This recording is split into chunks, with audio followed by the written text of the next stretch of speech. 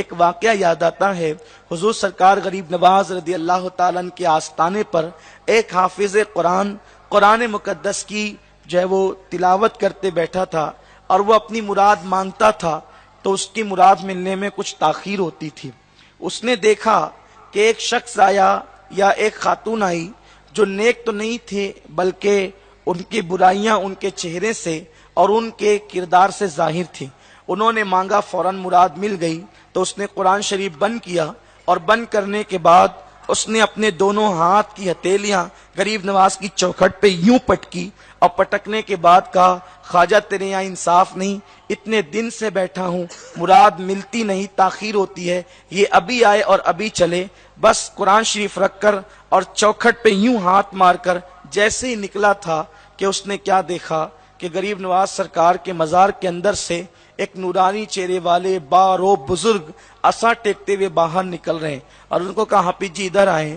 آنے کے بعد کہا کہ کیا بات ہے، ناراض ہو کر کیوں جا رہے ہیں؟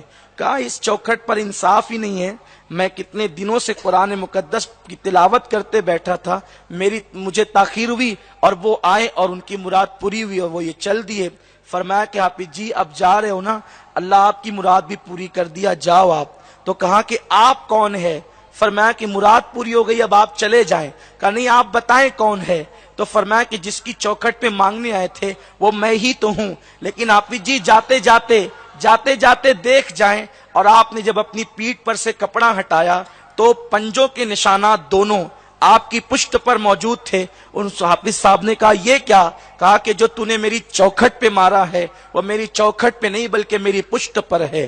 تو اس وقت تو حافظ جی سے کہا، حافظ جی آپ کو جو روک رہے تھے وجہ یہ تھی کہ تیری تلاوت قرآن کی آواز بڑی بھلی معلوم ہوتی تھی، ہم یہ سوچتے تھے ابھی دیں گے تو ابھی چلا جائے گا، اس لیے روکنا تجھے اس لیے تھا تاکہ تو زیادہ تلاوت کرتا رہے اور ہم مسرور ہوتے رہیں۔ اور ان کو جو جلدی دے کر کے ٹالا ہے اس لیے کہ وہ ان کا آنا ہمیں بھلا نہ لگا، اس لیے ان کو جلدی دے کر ٹال دیا۔ تو کبھی جلدی دیتے ہیں تو بھی حکمت ہوتی ہے، تاخیر سے دیتے تو بھی حکمت ہوتی ہے، لیکن بات یہ ہے ادب والے کو جو ملتا ہے وہ بے ادبوں کو نہیں ملتا۔ اس لیے جب مزارات پر جائیں تو ادب کے ساتھ جائیں۔ اللہ ہمیں ادب کی توفیق عطا فرمائے۔ آپ نے سوالات کیے، ہم نے جوابات دیے، اور یہ اللہ کی توفیق سے جو صحیح ہے وہ اللہ رسول کی طرف سے ہے۔ اگر اس میں کوئی غلطی ہے تو یہ میرے نفس کی شرارت ہے، اگر کوئی غلطی ہو گئی ہو تو اللہ تعالیٰ معاف فرمائے۔ سبحانک لا علم لنا الا ما علمتنا